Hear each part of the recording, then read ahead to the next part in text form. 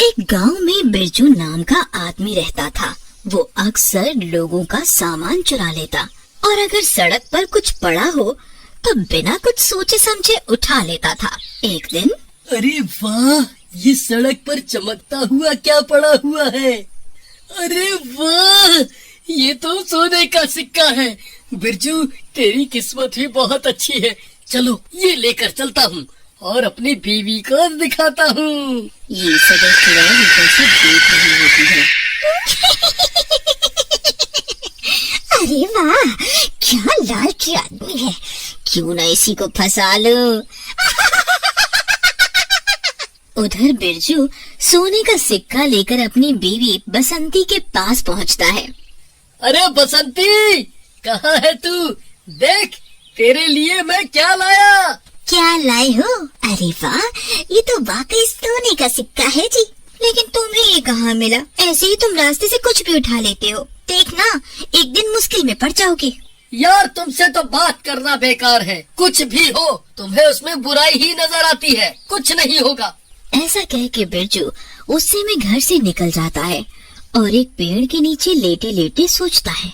अरे यार, क्या जिंदगी है। बीवी को तो हर काम में बुराई ही नजर आती है। इससे अच्छा तो शादी ही नहीं करता। एक शोले की बसंती थी और एक मेरी। वाह रे जिंदगी। चलो अब घर तो जाना ही पड़ेगा। फिर बिरजू घर जा रहा होता है और तभी उसे रास्ते में से एक चमचमाती हुई चप्पल दिखती है। अरे वाह बेटा, क्या किस्मत है तेरी। वाह, मजा ही आ गया। ये सोने की चप्पल तो लाखों की होगी। बिरजू वो चप्पल उठा लेता है और पहनकर देखने लगता है। अरे वाह, ये तो बिल्कुल मेरे नाप की है। बिरजू जैसे ही वो चप्पल पहनता है, उसकी शक्ल बदलने लगती है। उसकी आंखें लाल हो जाती है। अरे अरे मैया रे, ये क्या हो गया? मुझे इतना दर्द क्यों हो रहा है? तभी वहाँ से एक गांव वाला जा रहा होता है। अरे बिरजू, तुम इतनी रात को यहाँ क्या कर रहे हो? लेकिन बिरजू कोई जवाब नहीं देता। लगता है बसंती भाभी ने तुम्हें धन्ना बना के घर से बाहर निकाल दिया। बहुत हंसी आ रही है, अब हंस बे। ऐसा कह के बिरजू गांव वाले की गर्दन पकड़ लेता है। अरे मर गया रे, बचाओ। अरे बिरजू भाई, मुझे नीचे उतारो। आगे से कभी मजाक नहीं करूँगा। नीचे उतारो। अबे अब तो तू ऊपर ही जा। ऐसा कह के बिरजू गांव वाले को मार देता है। फिर वो चुड़ैल आकर उस लाश को खाने लगती है।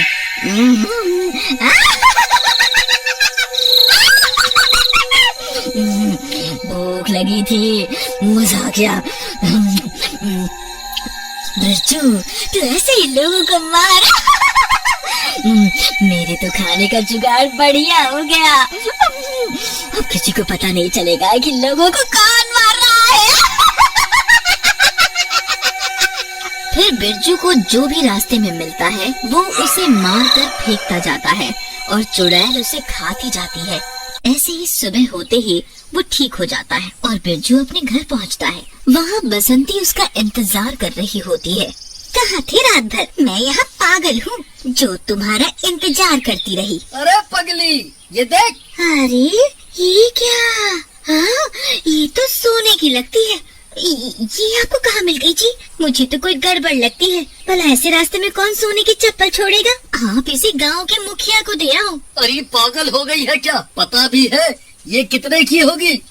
तुझे और खुद को बेच दूंगा ना, तब भी ये नहीं खरीद पाऊंगा। मुखिया को दे दो। चल जा, खाना लगा। फिर रात होते ही बसंती सो जाती है और बिरजू फिर से उन चप्पलों को पहनता है और उसे पहनते ही उस पर वो भूत का साया दोबारा आ जाता है और वो घर से बाहर निकल जाता है।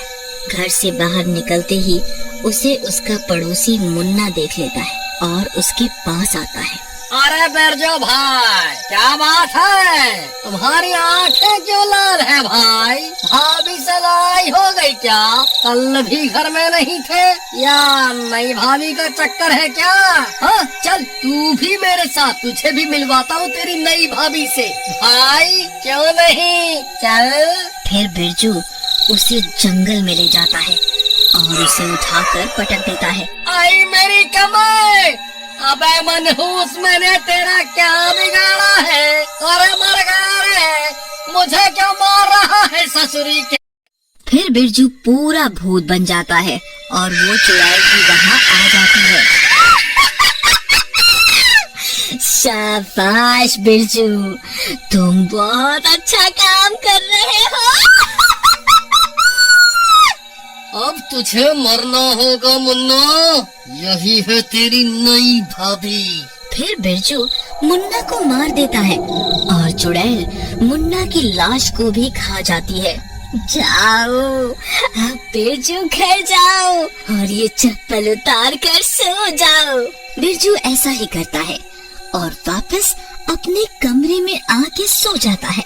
अगली सुबह गांव वालों को मुन्ना की आधी खाई लाश मिलती है। अरे बाप रे, ये तो मुन्ना है, इसको किसने इतनी बेरहमी से मारा? गांव वाले ये बातें कर ही रहे होते हैं कि तभी वहाँ बसंती आ जाती है। बसंती बहन, मुन्ना को किसी ने मार दिया, तुम्हें नहीं पता?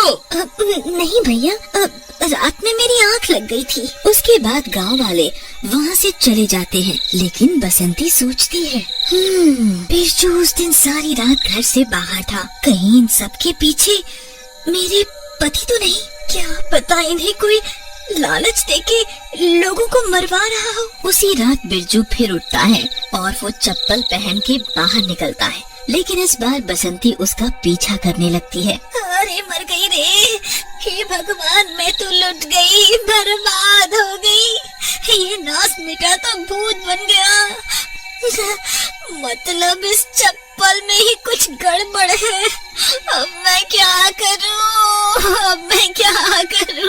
इसके बाद बिरजू फिर से जाता है और एक आदमी को मारकर जंगल में फेंक आता है और वापस घर जाके सो जाता है। लेकिन बसंती डर के मारे घर के बाहर ही बैठी रहती है। अगले दिन सुबह बसंती की सहेली उषा उसे देखती है और पूछती है, अरे बसंती बहन, क्या हुआ?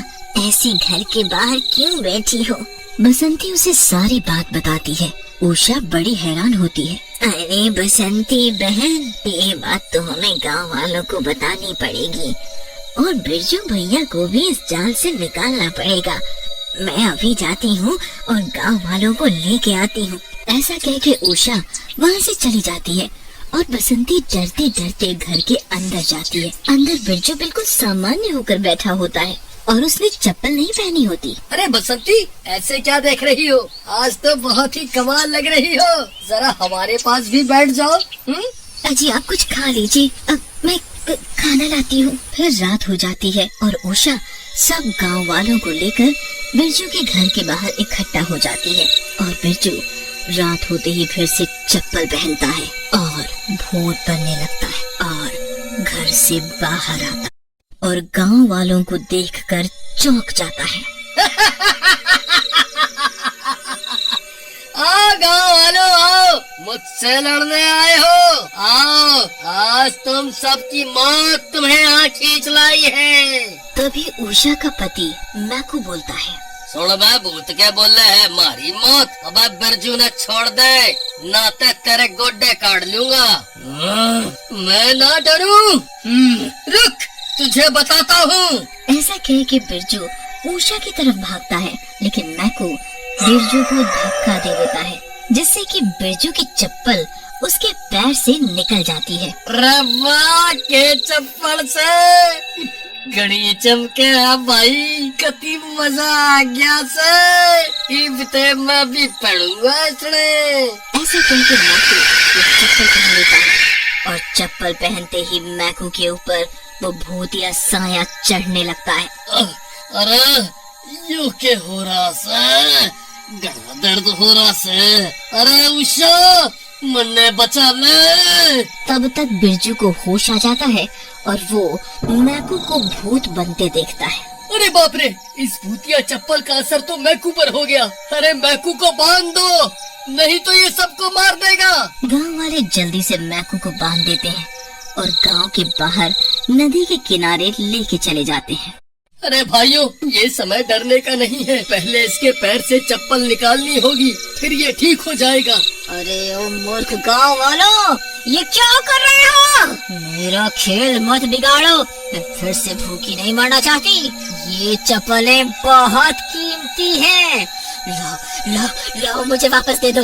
मैं तुम्हें किसी को नहीं छोड़ूंगी, किसी को नहीं छोड़ूंगी। सब गांव वाले डर के मारे वहाँ से भाग जाते हैं। अरे मर गए रे, भागो यहाँ से। ये चुड़ैल कहाँ से आ गई? अरे लगता है ये भूतिया चप्पल इसी की है। अरे मर गया रे। अरे भाया, ये चुड़ैल कित से आ गई? अब मैं क्या करूँ? ये क्या हो रहा है? मारा तो दिमाग खराब हो गया से, कुछ ना समझ आ रहा से। नहीं भाई, ये चुड़ैल ही सब मुसीबतों की जड़ है। इसी ने मुझे ये नकली सोने की चप्पल का लालच दे के फंसा लिया। फिर बिरजू की पत्नी बसंती वहाँ मशाल लेकर आ जाती है और उस चप्पल को जला देती है। जैसे ही चप्पल जल जाती है, वो चुड़ैल भी जलने लगती है और बिरजू उसे जलाकर नदी में फेंक देता है।